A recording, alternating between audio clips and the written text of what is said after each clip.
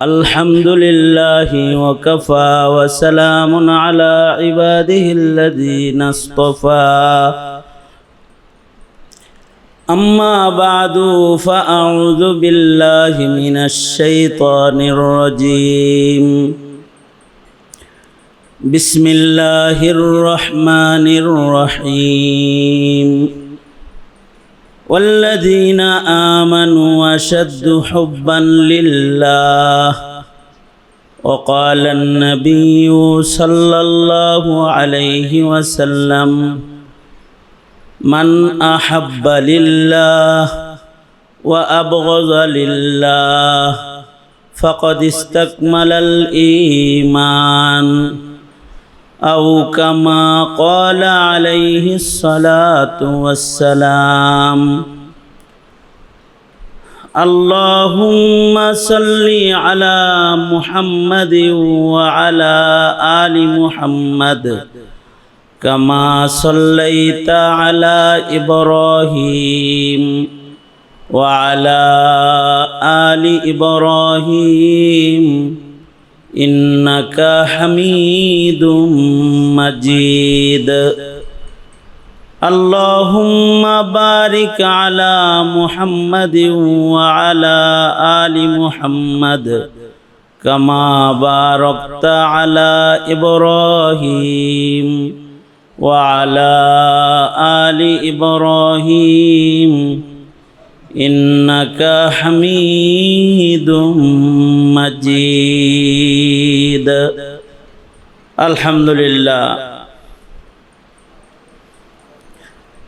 القادر তাহফিজুল কোরআন international মাদ্রাসার উদ্যোগে আয়োজিত ইসলাহি মাহফিল মাদ্রাসা ক্যাম্পাসের ভেতরে দোয়া মাহফিল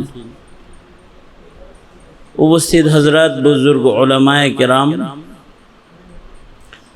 সম্মুখপানে সমবেত দিন প্রিয় ইসলাম প্রিয় দিনদার ইমানদার মুমিন মুসলমান ভাইয়েরা পর্দার আড়াল থেকে আলোচনায় শামিল মা বোনেরা আল্লাহর দরবারে শুকর আল্লাহ তাআলা দীনী মাহফিলে নসিহতের মজলিসে ওলামাদের সোহবতে জান্নাতের বাগানে বসার তৌফিক দান করেছেন কালিমাতুশ শুকর পড়ি আলহামদুলিল্লাহ। আল্লাহ পাকের একটা দামি সৃষ্টি, আল্লাহ পাকের সৃষ্টির মধ্যে একটা দামি সৃষ্টি হলো মুহাব্বত। মুহাব্বতটা অনেক কিমতি, অনেক মূল্যবান এক সৃষ্টি আল্লাহ পাকের। মুহাব্বতটা যেহেতু মূল্যবান, মুহাব্বতটা যেহেতু দামি, এই কারণে মুহাব্বত বানায়া আল্লাহ তাআলা মুহাব্বতের ৯৯ ভাগ এটা নিজের জন্যই রাখছেন, আর ১ ভাগ মুহাব্বত এটাকে আল্লাহ পাক বন্টন করছেন। আল্লামা সাদি রহমতুল্লাহ আলাইহি বলেন, ওই ১ ভাগেরও আবার ৯৯ ভাগ আল্লাহ পাক তার হাবিব মুহাম্মদুর রাসূলুল্লাহ সাল্লাল্লাহু আলাইহি ওয়াসাল্লামকে দান করছেন। আর ১ ভাগ যেটা, এটা সব মাখলুকাত যা আছে সবাই রে বাইটে বাইটে দিচ্ছেন।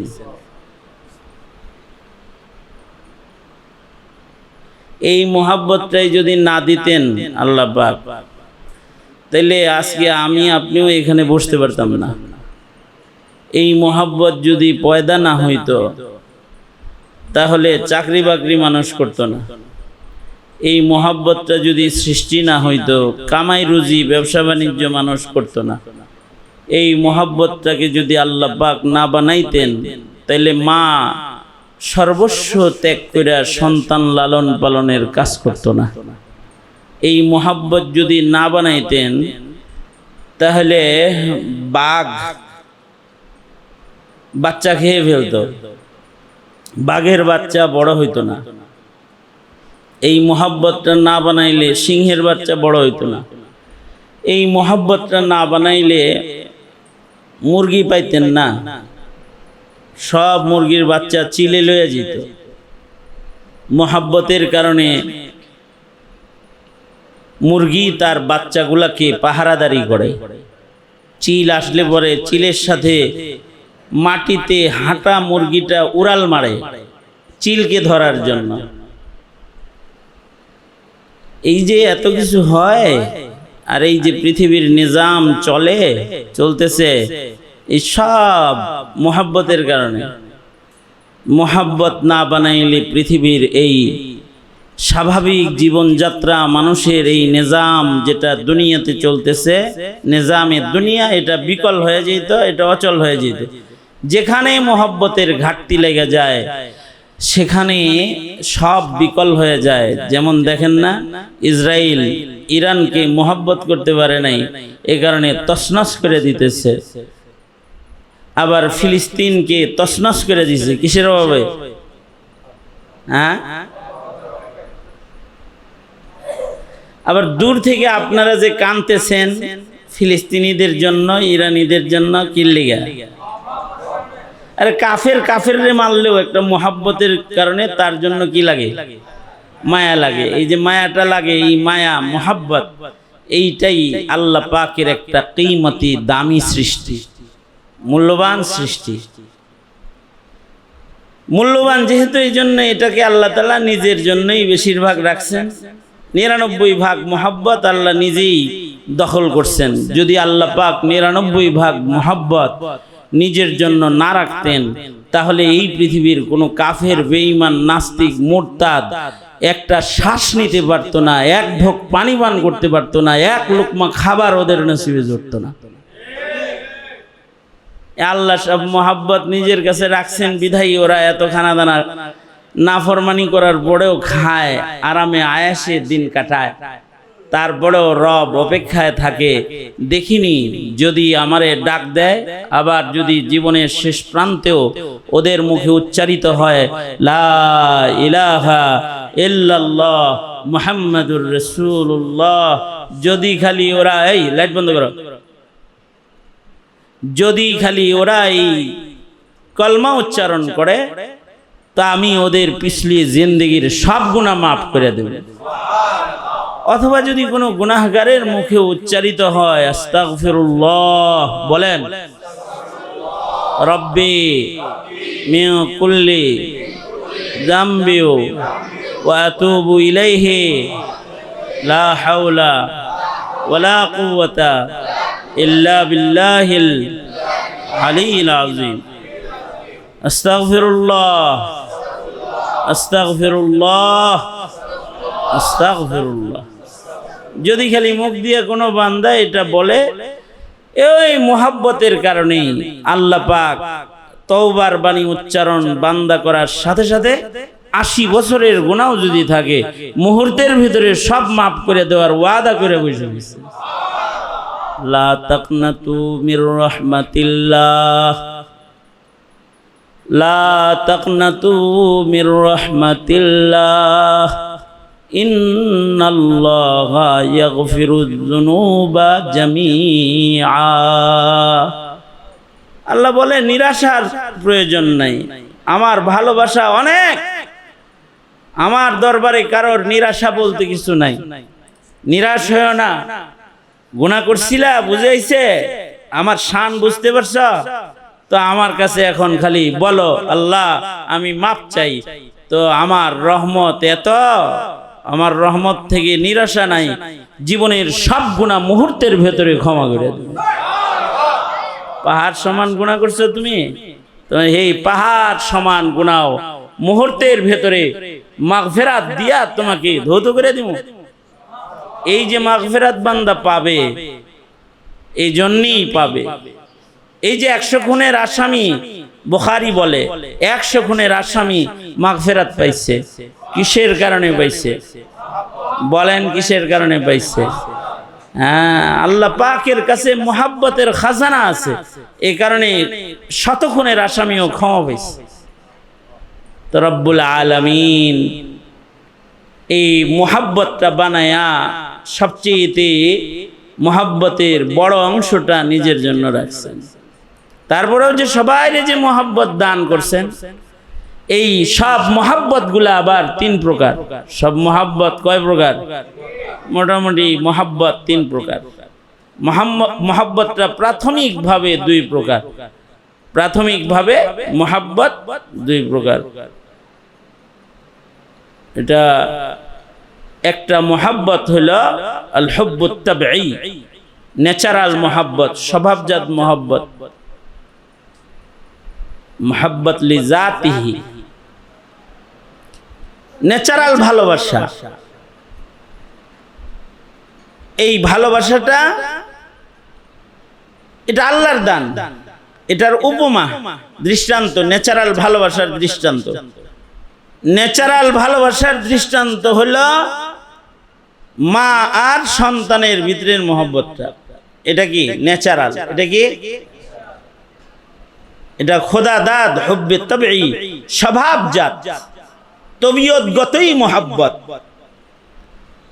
অথচ মা সন্তান যদি নাও দেখে তাও মোহাব্বত হয়, ন্যাচারাল। সন্তান আর মায়ের মাঝখানে এটা খোদার দান। মার হৃদয়ে সন্তানের মোহাব্বত ন্যাচারাল, এটা খোদার দান, আল্লাহর দান, আল্লাহর দান ভালোবাসা। এই আল্লাহর দান ভালোবাসা যেটা, এটা মা আল্লাহর পক্ষ থেকেই পায়। সন্তান পেটে এখনো পর্যন্ত সন্তানের চেহারা মা নিজেও দেখে নাই। পেটের ভিতরে সন্তান, চেহারা দেখে নাই, কিন্তু এই সন্তানের জন্য মা কান্দে। এই সন্তানের জন্য মা কান্দে।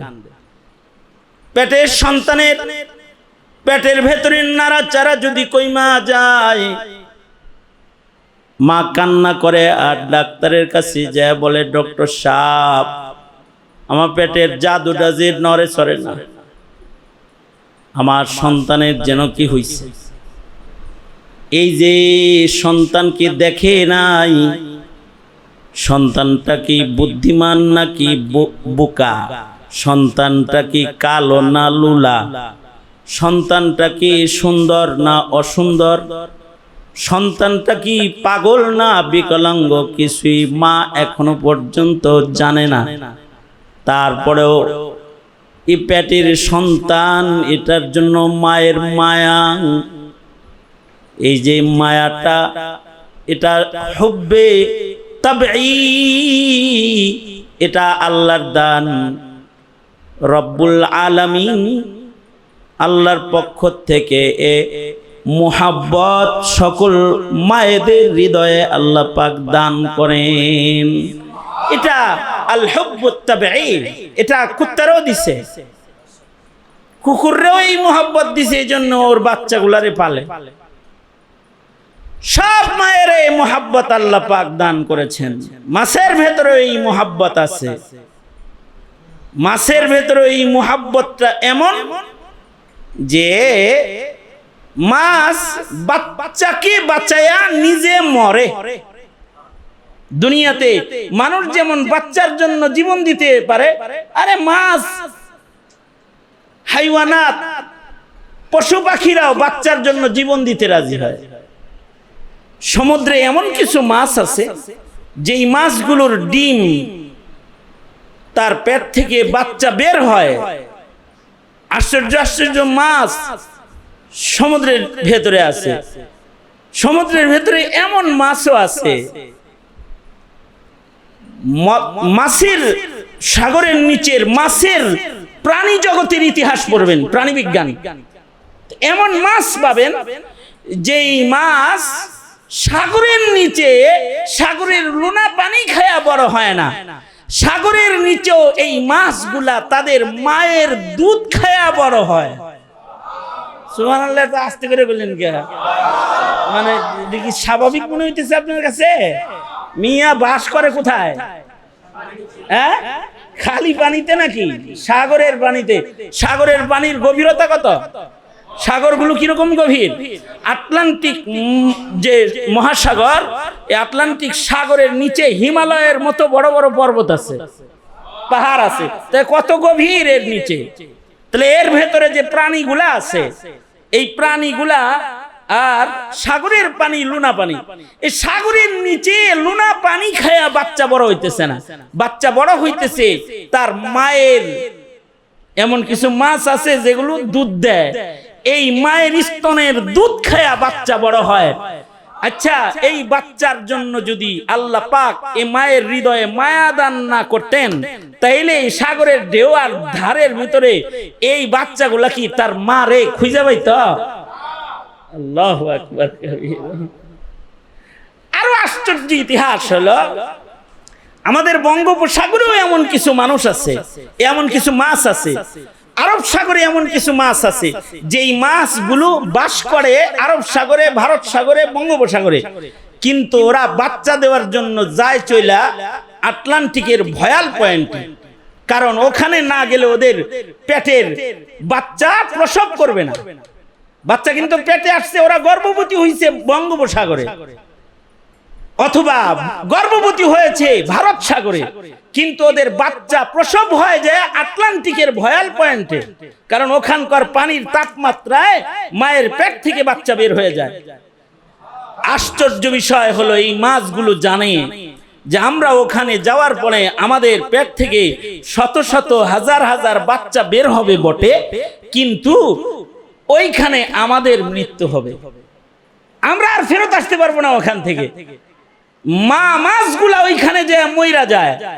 আর আশ্চর্য তালিম মহান রব্বুল আলামিনের পশু পাখিরে, অন্যান্য হাইওয়ানাতকে আল্লাহ এত আজব তালিম প্রদান করেছেন যে এই ছোট বাচ্চা মাছগুলা আটলান্টিকে জন্ম হইয়া ওরা ওদের মা যেই পথে পথে সাঁতরায়া সাঁতরায়া আসছে, ওরা জন্মের পরে একা একাই মায়ের সাঁতরানো মেপে মেপে পথে পথে ওরা সাঁতার কেটে আপন নীরে আপন ঘরে চলে যায়।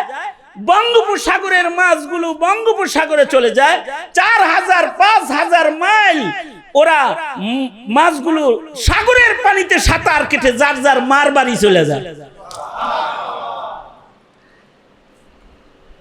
এই বাচ্চাগুলাও আবার এক সময় মা হয়, ওরাও জানে আমাদের বাচ্চাদের জন্ম হবে, এই জায়গায় আবার আমাদের আসতে হবে। যখন ওদের পেটে বাচ্চা আসে, ওরা আবার নিজেরা মৃত্যু কূপে পতিত হয়েও নিজের বাচ্চাদেরকে ওরা বাচ্চা প্রসব করে বংশ বিস্তার করে যায়। তার মানে আল হুব্বুত তাবিঈ, স্বভাবজাত মোহাব্বত, এটা মহান রবির অপার দান, যা মায়ের জাতকে মহান রব্বুল আলামিন দান করেছেন। এটা ন্যাচারাল। যেহেতু এই মোহাব্বতটা খোদার দান, তাই খোদার কাছে এই মোহাব্বতের দামও বেশি। এ কারণে কোনো সন্তান যদি এই মোহাব্বতের কদর দান না হয়, মহান রব্বুল আলামিন ওই সন্তানের উপরে নাখোশ হয়ে যায়। এমন মা বাবার মোহাব্বতের অপমানকারী সন্তানকে রব্বুল আলামিন লাইলাতুল কদরেও ক্ষমা করেন না, ময়দানে মাহশরেও মহান রব্বুল আলামিন আকুল ওয়ালিদাইনদের দিকে নজর করে তাকাইবেন না, চাও দেখবেন না আল্লাহ তাআলা। কেন? ওরা তো মোহাব্বতের কদর করে নাই, ওরা আল্লাহর মোহাব্বত পাওয়ার উপযুক্ত না। আল্লাহু আকবার, কি আজীব শান আল্লাহ পাকের। এ কারণেই মানুষ যখন মার পেটে থাকে, মায়ের পেটে থাকা অবস্থায়ও যদি এই মানুষটার পিতার মৃত্যু হয়ে যায়, বাচ্চা মার পেটে আইছে আর রোড অ্যাক্সিডেন্টে বাপ মারা গেছে, অথবা যদি স্বামী স্ত্রীর বনিবনাত হয় নাই, পেটে বাচ্চা আছে কিন্তু বাপটা এই মহিলাকে তালাক দিয়ে দিছে, এই বাচ্চাটার জন্য ন্যাচারাল একটা মোহাব্বত আল্লাহ তাআলা ওর মার হৃদয়ে দান করে দেয়। যেই ভালোবাসায় ঘরবিহীন, অর্থবিহীন, দারিদ্রতার ছবলে আক্রান্ত একটা দরিদ্র নারী রাস্তার পারেও যদি তার বসবাস হয়, ভিক্ষা করে হলেও নিজের সন্তানকে লালন পালন করে যায়, নিজামে মাওলা এই মুহাব্বত আল্লাহ না বানাইলে এই বাচ্চাগুলা জীবনে কোনোদিন বড় হইতে পারতো না। অথবা কিছু বাচ্চা বিকলাঙ্গ হয়, ওদের ঠোঁট কাটা, তাই বলে ওদের চুমার অভাব হয় না, ওর মা এই কাটা ঠোঁটে চুমা দেয়। কিছু বাচ্চা আছে পাগল, কথা বলতে জানে না, পৃথিবীর কেউ ওদের আদর না করলে ওদের মা বাবা ওদের আদর করে যায়। আমার কাছে একটা পাগলা বাচ্চা লয়ে এসে, পাগল বাচ্চা, অ্যাবনর্মাল বাচ্চা লয়ে এসে, বাচ্চাটা দেখতে খুব সুন্দর, আমার কাছে একজন নিয়ে আসছে এক মাহফিলে, আইসা বলে হুজুর ওরে একটু দোয়া করে দেন। তা আমি তো আর বুঝি নাই যে এটা অ্যাবনর্মাল বা পাগল, আমি টান দিছি আমার দিকে, ও তো আমারে থাপ্পড় মাইরা দিছে একটা, দিতে চাইছিলাম ফু, খাইছি একটা আস্ত জোরে থাপ্পড়। তোর বাবা তো লজ্জা পাইছে, হুজুরের কাছ থেকে দোয়া নিতে এসে হুজুরের এরকম অপমান করলাম বাচ্চা দিয়া। তাড়াতাড়ি নিজের বাচ্চাটাকে আমি তার এর ভিতরে ফুফা দিয়ে আদর করিয়া দিছি, তো এ তাড়াতাড়ি দিয়ে আইসা পরক্ষণে আইসে আমার হাত ধরছে, হাত ধরে কয় হুজুর আমার বাচ্চাটারে মাফ করে দিয়ে। আমি বললাম আমি ওরে মাফ করলেই কি আর না করলেই কি, আল্লাহ ওরে এমনিই মাফ করে দিয়ে বয়ে রইছে, পাগলের কোনো হিসাব নাই, পাগল এমনি বিনা ইবাদতে জান্নাত। এই কারণে একটা গোষ্ঠী আছে ওরা পাগল সাজে, পাগলের বাপ ধরে, ওরা কিন্তু পাগল না, ওই যে ওরা জানে যে পাগলের কি নাই, পাগলের কোনো শরীয়ত নাই, এ কারণে ওরা পাগল সাজ্জা ফেলায়, কাপড় খুললে ন্যাংটা হয়ে পাগল সাজ্জা যায়। গতকালকে আমার প্রোগ্রাম ছিল মেঘনায়, 8টা কবর আছে এক গ্রামে মাজার, আর ন্যাংটা পাগল যা পালার ওই গ্রামেই পালছে, আগে পরে যা আছে বড় ন্যাংটা পাগলের মাজার যা যেগুলো আছে এগুলো ওই গ্রামে থাকছে এক সময়, ওইখানে পাগল সাজে। মনে রাখতে হবে, অনেকে সাজা পাগলরাও পাগল মনে করে। ইদানিং কালে আমি কিছু ওই অনলাইনে কিছু খবর দেখাইছে আমার আশপাশের লোকেরা, যে পাগল ধরে ধরে কিছু যুবকরা আছে, স্কুল কলেজ ইউনিভার্সিটির ছেলেরা আছে, ওরা ওদেরকে মাথা চাইছে সুন্দর করে, সুন্দর পোশাক পরায়া, সাবান দিয়ে গোসল করায়া দেয়। তো এরকম কেস পাওয়া গেছে যে কয়েক মর্তবে এরকম যত্ন করার পরে এর কারণে ভালো হয়ে গেছে, ও বুঝা ফেলাইছে কিরে আমি এরকম কে, তাই আমি না এরকম, এ সুস্থ হয়ে গেছে। এরকম একটা কেস আছে। যাই হোক, এই যে মানুষ যে পাগল হয়, পাগলের কি নাই, শরীয়ত নাই। তা ও আমাকে এই বাপে কয় আমার বাচ্চাটা আপনাকে থাপ্পড় মারলো, মাফ করে দিন। আমি বললাম যে মাফ তো আল্লাহ ওরে এমনিই করছে, আপনি আপনার এই পাগল বাচ্চাটার মহাব্বতের সাথে খেদমত করেন, কারণ ওর তো আপনারা ছাড়া আর কেউ নাই।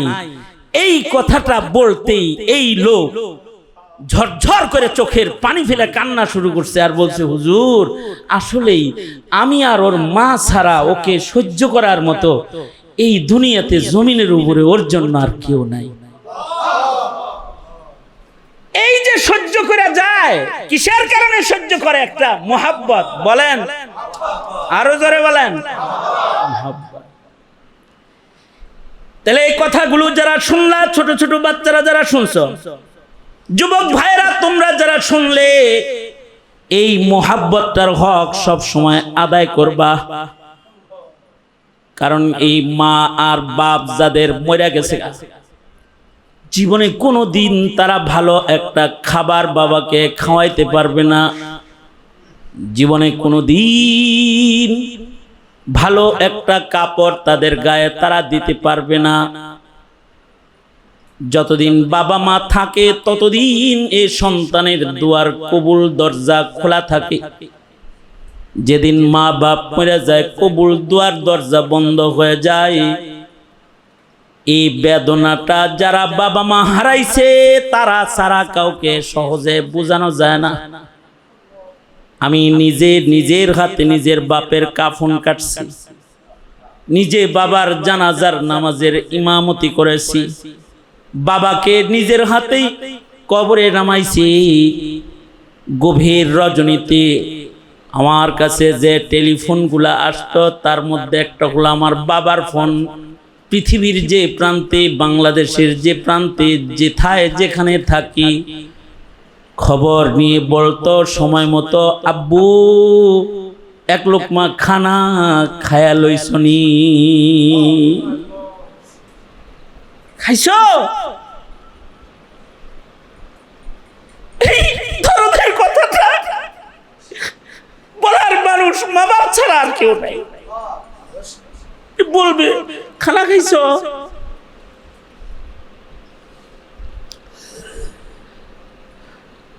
যাদের আছে মা বাপ তারাই মুহাব্বতটার কদরদান হওয়া, কারণ এটা আল হুব্বুত তাবিঈ। এই মা বাবার সাথে কখনো বেয়াদবি না করা। ওয়ালা তাকুল লাহুমা উফফি ওয়ালা তানহারহুমা ওয়া কুল লাহুমা কাওলান কারীমা।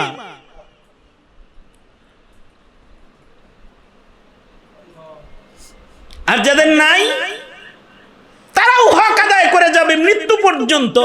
যখনই হাত তুলবে তখনই মা বাবার স্মরণ করে বলে ফেলবে, রব্বির হামহুমা কামা রব্বায়ানি সগীরা, রব্বির হামহুমা কামা রব্বায়ানি সগীরা।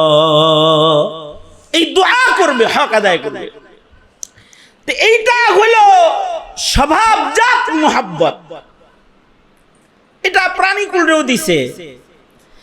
এ কারণে আল্লাহর রাসূল পাখির মুহাব্বতেরও হক আদায় করতে বলছে। আল্লাহর রাসূলের সাথে এক সাহাবী হাঁটতেছে, তার মাথার উপরে পাখি একটা কিচিরমিচির করে। আল্লাহর নবী বললেন, সাহাবী তোমার মাথার উপরে পাখি কিচিরমিচির করে কেন?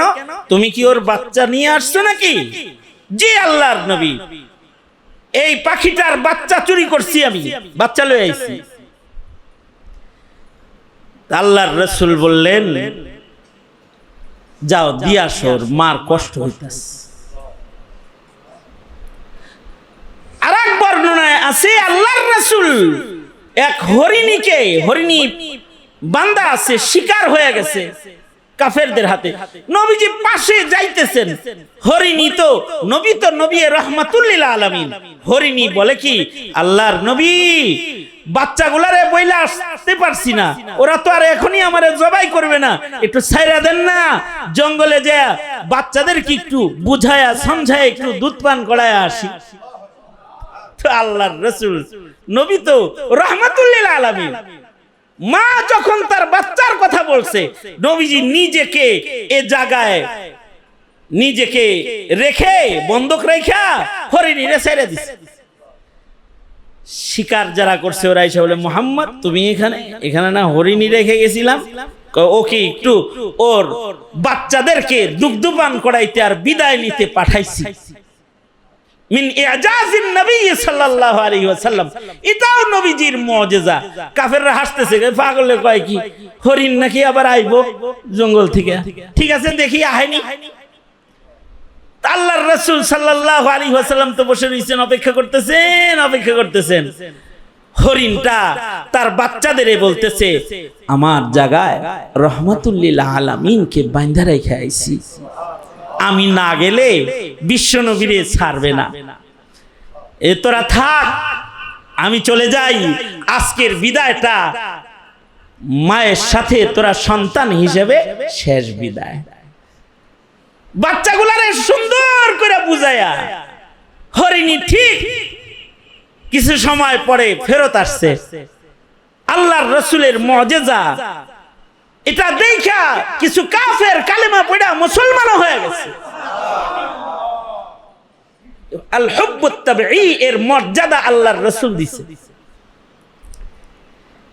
এটা একটা মুহাব্বত, এটা অতুলনীয় এক মুহাব্বত। এই মুহাব্বতের হক কিয়ামত পর্যন্ত সব বনি আদম আদায় করবে, এটা আল্লাহর পছন্দের। যদি কেউ এই মুহাব্বতের হক আদায় করে, ওরা আল্লাহর মুহাব্বতের বান্দা হয়ে যাবে। কারণ যাদের উপরে পিতামাতা সন্তুষ্ট হয়ে যায় তাদের পরে আল্লাহ পাক সন্তুষ্ট হয়ে যায়। আল্লাহু আকবার জোরে করে বলেন। সুতরাং যাদের মা বাপ আছে কষ্ট দেওয়া যাবে? হ্যাঁ, মা বাবাকে কষ্ট দেওয়া যাবে? যাদের নাই তারা পিতামাতাকে ভুলে যাওয়া যাবে? দোয়া করবে তারা। আরেকটা মোহাব্বত হলো এটা হুব্বে আকলি, মোহাব্বত লি গায়রিহি। গায়রিহিটা দুই প্রকার। হুব্বে আকলি, আকলের কারণে একটা মোহাব্বত মানুষের হৃদয়ে আসে। আকলের কারণে মানুষ যখন আকলমন্দ হয় তার ভেতরে কিছু মোহাব্বত পয়দা হয়। যেমন কিছু কিছু আকল যখন আসে তখন টাকার মোহাব্বত আসে। যখন টাকা চিনে না তখন কিন্তু বাচ্চা টাকা টান দিয়ে ছিঁড়ে ফেলে, কিন্তু যখন আকল একটু হয় যে টাকা চেনে তখন টাকাকে বাচ্চাও কদর করা শুরু করে। যেমন চাকরির মোহাব্বত, পাগলের কাছে কোনো চাকরির দাম নাই, পাগলের কাছে কোনো কাপড়ের দাম নাই, সালার চট পেরে ঘুরবো। কিন্তু যার আকল আছে তার ভালো একটা জামার কদর তার কাছে আছে। হুব্বে আকলি। বাড়ির মোহাব্বত, গাড়ির মোহাব্বত, হুব্বে আকলি, আকলের কারণে।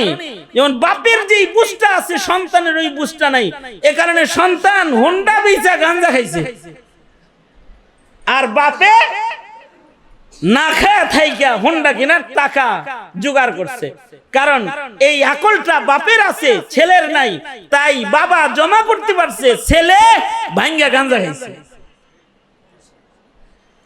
এই হুব্বে আকলির সবচেয়ে সহজ দৃষ্টান্ত হলো স্বামী স্ত্রীর মোহাব্বত। এটা হুব্বে আকলি, স্বামী স্ত্রীর মোহাব্বত। মানুষের ব্রেন যতক্ষণ সমর্থন করে ততক্ষণ স্বামী স্ত্রীকে ভালোবাসে।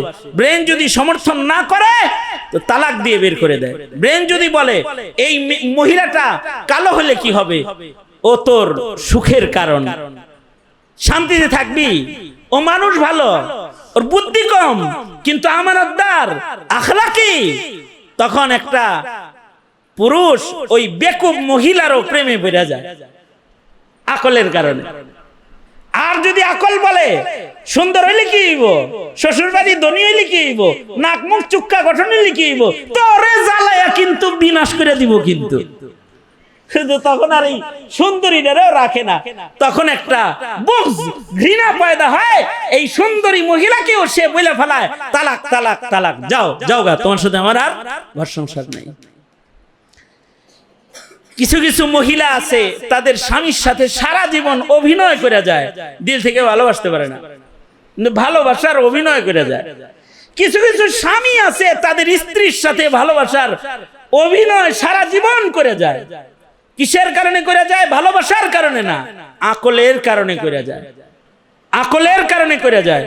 যদি বলা হয় দজ্জাল বেডি রিলে ঘর সংসার করেন কেমনে আপনি, তো সে বলবে যে বিয়ে মানুষ জীবনে কয়টা করে, একটাই তো করে, আর দুই চারটা বাচ্চা হইছে। আমি যদি পাগল হয়ে যাই হয়তোবা আমি আর একটা বিবি পাবো, কিন্তু আমার বাচ্চারা দুইটা জিনিস হারাবে, মা হারাবে, বাবাও হারাবে, পিতৃ ছায়া হারাবে, মাতৃ আদর হারাবে, ওদের অধিকার থেকে ওরা বঞ্চিত হবে। বোর দিকে চায়া বউ বালি না, বাচ্চাগুলোর দিকে চায়া বউ বালি। এই মোহাব্বতটা হলো হুব্বে আকলি। অনেক বান্ধবীরা তাদের মহিলাকে বলে, ঘরের মহিলাকে, কিরে এইরকম একটা বজ্জাত লোকের ঘর করে গেলি সারা জীবন। তো মহিলা তখন বলে, বুবু বুঝলাম তার রাগ বেশি, প্রতি মাসেই আমার কয়টা মায়ের দৌড় দেয়, কিন্তু আমি যদি তার ঘর না করি আমার বাচ্চাগুলা আব্বা কইব কারে, হ্যাঁ আমার এই বাচ্চাগুলা আব্বা কইব কারে। এ কারণে আমি আমার বাচ্চাদের কারণে এই পুরুষটাকে ভালোবাসা যাই। এইটাকে বলে হুব্বে আকলি, আকলের কারণে মুহাব্বত। আকলটা যদি নাস্তিকতায় ঘেরা হয় তখন আকলটার ভেতরে নাস্তিকতার প্রেম এসে যায়। আকলটা যদি ইবলিসের ওয়াসওয়াসা দিয়া ঘেরা হয় তখন এই আকলটার ভেতরে ইবলিসি কাজ কামের মহব্বত ঢুকে যায়। কিছু মানুষের ভিতরে দেখবেন নামাজের মহব্বত নাই, কিন্তু গাজার কলকির মহব্বত আছে। আছে না এরকম? হ্যাঁ, ওর একটা বুঝ, যার যার বুঝ, এক একজনের এক এক বুঝ। এই বুঝও কিন্তু আসে মানুষের আকলের কারণে। এ কারণে আল্লাহ বলে কি বান্দারে, আফালা তাকিলুন, আফালা তা, কোরআন শরীফে জায়গায় জায়গায় আছে, আফালা তাকিলুন। আকল দিছিলাম, এটা একটু ভালো করে খাটায় দেখলি না রে? তোরা কি বুঝবি না? তোরা কি একটু বুঝ বিচার করে চলবি না? আকল দিছিলাম, এটা একটু ভাববি না? পৃথিবীতে সব মানুষের আকল একরকম হয় না। কিছু মানুষের আকল ভালো আকল হয়, ওই আকলকে বলা হয় আকলে সালিম। ওই আকলকে কি বলে? জোরে বলেন, আকলে সালিম। আর কিছু কিছু আকল হলো খারাপ আকল, এইটারে কুবুদ্ধি আছে, খালি ভিতরে ভিতরে খালি কুবুদ্ধি দিয়া ভরা। ওর আকল আছে, কিন্তু ওর আকলটা কুবুদ্ধিওয়ালা আকল। এই কুবুদ্ধিওয়ালা গুলা এদের এই আকল বুদ্ধির হিসাব দিতে যায় দোজখে পড়ে যাবে। শুধু আকলের হিসাব দিতে যায় দোজখে পড়ে যাবে। তবে পৃথিবীতে কিছু মানুষ হয় আকলমন্দ। পৃথিবীতে সবচেয়ে বেশি আকলমন্দ হলো নবীগণ। নবীদের চাইতে বড় আকলমন্দ নাই। নবীদের আকল সবচেয়ে বেশি। এই কারণে নবীরা ছোটবেলায় কোনো গুনাহ করে নাই, কারণ তাদের আকলের দৌরত্ব অনেক উঁচু। এ কারণেই হযরত মুসা আলাইহিস সালামের আকলের পরীক্ষা নিছে ফেরাউন। দেখতো নবী কিনা? কয় কেমনে? কয় ওই যে গণকরা কইছে আকল বেশি। যদি আকল বেশি হয় তাহলে বুঝবি এটাই মুসা, হেইডাই হেইডা, যেটা আমারে মারতে চায়, যেটা আমারে শেষ করার জন্য, এটাই হেইডা মনে হয়। তো আকল পরীক্ষা কর। তো সামনে আগুন আর কয়লা আর স্বর্ণ রেখা ছেড়ে দিছে। এই পরীক্ষাটা মুসা নবীর, মুসা আলাইহিস সালামের আকলের পরীক্ষা। আকল যদি ভালো হয় তাহলে তো স্বর্ণ চিহ্ন লাইব। আসলে মুসা আলাইহিস সালাম তাফসীরে আছে চিহ্নও ফলাইছে। উনিও যাইতেছে স্বর্ণের দিকে। আল্লাহ তাআলা জিবরাইলকে বলতেছে, আকল কি এখন দেখানোর জিনিস? জিবরাইল, আকল এখন দেখাইতে হইব না, হাত ঘুরাও তাড়াতাড়ি। তো আল্লাহর হুকুমে হযরত জিবরাইল আইসা হাত ঘুরায়া দিছে। হাত ঘুরায়া দিলে হাত আগুনের কয়লার ভেতরে ফেলে অঙ্গরা মুখে লাগায় রইছে, মুখ পিটে গেছে। আকল। তবে নবীদের পরে সবচেয়ে বেশি আকলমন্দ তিনজন। সালাসাতুম মিন ফুরসানিল আকল, সালাসাতুম মিন ফুরসানিল আকল। তিনজন আছে যারা আকলের রাজ্যে শাহসওয়ার, তাদের আকল অনেক ভালো। তিনজন মানুষের কথা আব্দুল্লাহ ইবনে মাসউদ রাদিয়াল্লাহু আনহু বলেন যে তিনজন আকলমন্দ আছে, শ্রেষ্ঠ আকলমন্দ তিনজন। তার ভেতরে একজন হলো আজিজে মিসর। আজিজে মিসর, মিশরের অর্থমন্ত্রী আজিজে মিসর ইউসুফ নবীরে দেখেই চিনা আলাইছে বাজারে, যে এটা সাধারণ কেউ না, এ যত টাকা হোক এটা রেখি না বাড়িতে নিতে হইব, কারণ এটা দামি জিনিস। এবং কিনছে সর্বোচ্চ মূল্যে। কিনা আবার বাড়িতে যায় বিবিরে বলে, এই বিবি, বাজার থেকে কিনে আনছি বিধায় গোলাম মনে করে দাসদাসীর লগে আবার বিছনা বাইতে দিও না। আকরিমি মাসওয়াহু আসা আইয়ান ফাআনা আও নাত্তাখিযাহু ওয়ালাদা। এটারে একটু আদর করো, এটা কিন্তু অন্য জিনিস, এটা আমাদের উপকারে আসবে। এমন বাচ্চা, বুদ্ধিমান বাচ্চা, অথবা আমরা তাকে নিজের সন্তান বানাবো, আমাদের ছেলে বানায় নিব। এটারে একটু ভালো জায়গায়, রাজমহলের ভালো জায়গায়, ভালো স্থানে থাকতে দাও তাকে। ইউসুফ নবী প্রাইভেট রাজপুত্রের কামরা পাওয়া গেল। গোলাম থেকে হুট করে যায় যে রাজপুত্রের কন্যা, রাজপুত্রের কামরা পাইল আর রাজকীয় সম্মানে বসবাস হইল। এইটা বুদ্ধিটা আজিজে মিসরের, কারণ আজিজে মিসর কপাল দীক্ষা চিন্না লাইছে জিনিসটা কি। আরেকটা হলো মহিলাদের ভিতরে একটা আকলমন্দ সফুরা, হযরত শুআয়ব আলাইহিস সালামের মেয়ে। মরুভূমির মাঝখানে মুসা নবীর এক নজর দেখছে, দেখা বাবারে যায় কয়, বাবা ইয়া আবা তিস্তাজিরহু, আব্বা এই যে আছে না মুসা, এরে কিন্তু রেখে দিতে হইবে, একে আমাদের বাড়িতে রাখাল হিসেবে রেখে দেন। কারণ হলো সে ইন্না খায়রা মান ইস্তাজারতাল কবিয়ুল আমিন, তার ভেতরে গুণ আছে, সে ভালো সর্বোত্তম মানুষ। খায়র কুনতুম খায়রা উম্মাতিন খায়রুন নাস, খায়ের ভালো সর্বোত্তম বোঝানোর জন্য আসে। খায়রুকুম মান তাআল্লামাল কুরআন ওয়া আল্লামা, সর্বোত্তম বোঝানোর জন্য আসে। আব্বা এ কিন্তু খায়ের, তার ভিতরে খায়ের আছে, সর্বোচ্চ ভালাই তার ভিতরে আছে। আর সে কবি, শক্তিশালী, 15 জনে যা করতে পারে না একাই করে আল্লাহ। এবং সে আমানতদার, বড় আমানতদার, নিচের দিকে তাকায় হাঁটে, পরনারীর দিকে চোখ তুলে তাকায়ও না, অনেক বড় আমানতদার, যে অতগুলো প্রশংসা করছে। শুআয়ব আলাইহিস সালাতু ওয়াস সালামের কাছে তো নবুয়ত পরীক্ষা করার যন্ত্র আছে, কারণ ওনার কাছে মুসা আলাইহিস সালামের সেই হাতের লাঠি যেটা, এটা তো ওনার কাছে আছে, আদম বাবার হাত হয়ে যেটা দুনিয়ায় আইছে, এটা ওনার কাছে আছে। উনি জানেন যে এই লাঠি নবী ছাড়া আর কারোর হাতে যাবে না। মুসা আলাইহিস সালামকে বললেন, ওই যে লাঠি আছে ওখানে কয়টা, একটা লাঠি আনো তো, অনেকগুলো লাঠি আছে।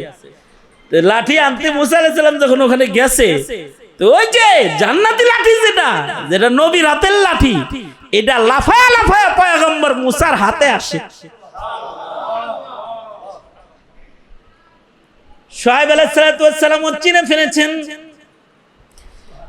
নিজের যেই কন্যা পয়গম্বর চিনেছে তাকে বিবাহ দিয়েছেন। মুসা নবীর কাছে হযরত সফুরাকে বিয়ে দিয়ে দিয়েছেন। শ্রেষ্ঠ আকলমন্দের মধ্যে আরেকজন শ্রেষ্ঠ আকলমন্দ হলো আবু বকর। পৃথিবীর কেউ যখন রাসূল চিনে না, আবু বকর তখন রাসূল চিনে। পৃথিবীর কেউ যখন কালিমার দাওয়াত বুঝে না, আবু বকর তখন কালিমার দাওয়াত বুঝে। পৃথিবীর কেউ যখন নবীর পাহারা বুঝে না, আবু বকর পাহারা বুঝে। আবু বকর খলিফাতুর রাসূল, আকলমন্দ উঁচু হওয়ার কারণে রাসূল চিনে ফেলেছে, এবং নবীজির পাশে সিদ্দিক হয়ে আবু বকর খলিফা হয়ে গেছে, খলিফাতুর রাসূল হয়ে গেছে। আবু বকরের চাইতে আকলমন্দ এই উম্মতের ভেতরে আর নাই। জাহিলিয়াতের সময় রাসূল চিনে ফেলেছে। ভালো মানুষ চিনতে পারাটা একটা আকলমন্দ, আকলমন্দের আলামত। চোররে চোর হিসেবেই চিনতে হয়, ডাকাতকে ডাকাত হিসেবেই চিনতে হয়, আর আল্লাহওয়ালাকে আল্লাহওয়ালা হিসেবেই চিনতে হয়। কোনো ভালো মানুষকে জঙ্গি বলতে হয় না, চিনতে হয়। এটা আকলমন্দের পরিচয়। আর যদি না চিনে তাইলে এটা আকল না থাকার আলামত। বাজারে যায় পচা লাউ আর বাসি তরকারি, বুইরা লাউ আর কচি লাউ চিনো, জমিনের উপরে ভালো মানুষগুলা খালি তুমি চিনো না। মরবা না তুমি, কবরে যাইবা না তুমি, তোমার বিচার হবে, কবরে যাওয়ার আগেই হবে, রেডি হয়ে বসে থাও। এতটুকু আকল তোমার নাই? এই আকল দিয়া কিছু জিনিসের মহব্বত মানুষের ভেতরে ঢুকে। তবে আকলের কারণে যে মহব্বতটা ঢুকে, এই মহব্বত আর হুব্বে তাবঈ, ন্যাচারাল মহব্বত, এই মহব্বতের চাইতেও অনেক পাওয়ারফুল একটা মহব্বত ঈমানের কারণে মানুষের হৃদয়ে পয়দা হয়, যেটাকে হুব্বে ঈমানি বলা হয়। আল হুব্বুল ঈমানি, ঈমানি মহব্বত বলে। ঈমানি মহব্বতটার পাওয়ার কিন্তু আকলের মহব্বত, স্বভাবজাত মহব্বত, এই সব মহব্বতের চাইতে ঈমানের মহব্বতের পাওয়ার বেশি। এ কারণেই ঈমান যদি কারোর এসে যায়, সে নেতা ছাড়তে পারে, বিবি ছাড়তে পারে, বাপ ছাড়তে পারে, মা ছাড়তে পারে, নবী ছাড়তে পারে না, আল্লাহ ছাড়তে পারে না, সে পারে না। এই মহব্বতটা শ্রেষ্ঠ মহব্বত। সব সময় বিচার করতে হইব তোমার হৃদয়ের যে মুহাব্বতটা, এই মুহাব্বতটা সর্বোচ্চ পাওয়ারে কার জন্য আছে। যদি আল্লাহর জন্য থাকে তাহলে তুমি ঈমানদার, ওয়াল্লাযীনা আমানু আশাদ্দু হুব্বান লিল্লাহ। আর যদি এটার পাওয়ার কমজোর হয় তাইলে মনে করবা তোমার ঈমানও কমজোর হইছে। এই কারণেই সবকিছু যেমন বাড়াইতে হয়, এই ঈমানি মুহাব্বতটা বাড়ানোর জন্য কখনো কখনো কিছু কাজ করতে হয়। তার ভিতরে একটা হলো এইটা, এই যে কিছু বলতেছি, বলতে বলতে বলতে বলতে দেখা যাবে কি অনেকের হৃদয়ে আল্লাহর প্রেমের আগুন দাউ দাউ করে জ্বলে উঠবে, হৃদয়ে আগুন জ্বলে উঠবে মুহাব্বতের। আর এই মুহাব্বতটার অপর নামই হলো ঈমান। মুহাব্বতের অপর নাম কি? দোয়া করুন আল্লাহ তাআলা আমাদেরকে ঈমানি মুহাব্বত পরিপূর্ণ দান করুন, জোরে বলেন আমিন। এই ঈমানি মুহাব্বত বৃদ্ধির ইসলাহি আয়োজনকেও রব্বুল আলামিন কবুল মঞ্জুর করে নেন। উলামায়ে উম্মতের ভেতরে ঈমানি মুহাব্বত সর্বোচ্চ, ওয়াল্লাযীনা আমানু আশাদ্দু হুব্বান লিল্লাহ। আবার ওই দিক দিয়ে হলো আল্লাহ পাক বলেন ইন্নামাল উলামা ইন্নামা ইয়াখশাল্লাহ মিন ইবাদিহিল উলামা। উলামায়ে কেরামের ভিতরে খাশিয়াত বেশি, আল্লাহর মুহাব্বত বেশি। আল্লাহর মুহাব্বত যে উলামায়ে উম্মতের ভেতরে বেশি, এটার কারণ কি?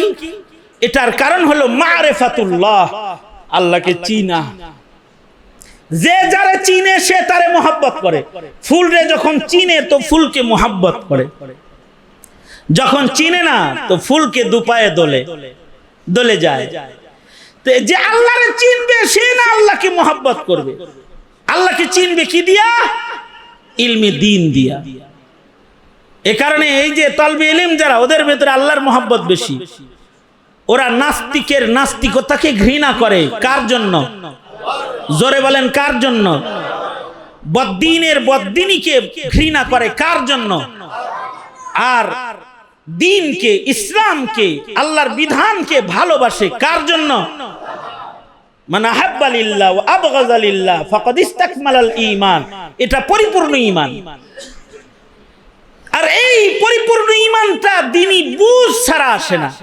হয়তো কোনো আল্লাহওয়ালার সোহবতে, অথবা দাওয়াত ও তাবলীগে, অথবা কোনো পীর বুজুর্গের দরবারে কিছু সময় বৈশা হইলেও এই বুঝটাকে অর্জন করতেই হবে।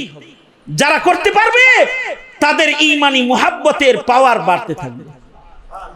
সুতরাং এই মজমাকে আল্লাহ কবুল করুক, আমিন বলেন। হাফেজ সালাউদ্দিন আদর্শ শিক্ষকদের একজন শিক্ষক, এটা সবাই জানে।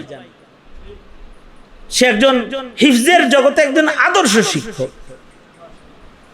সে নিজের এলাকায় খেদমত করার জন্য ভাড়া বাড়ি করে মাদ্রাসায় এখানে বসছে।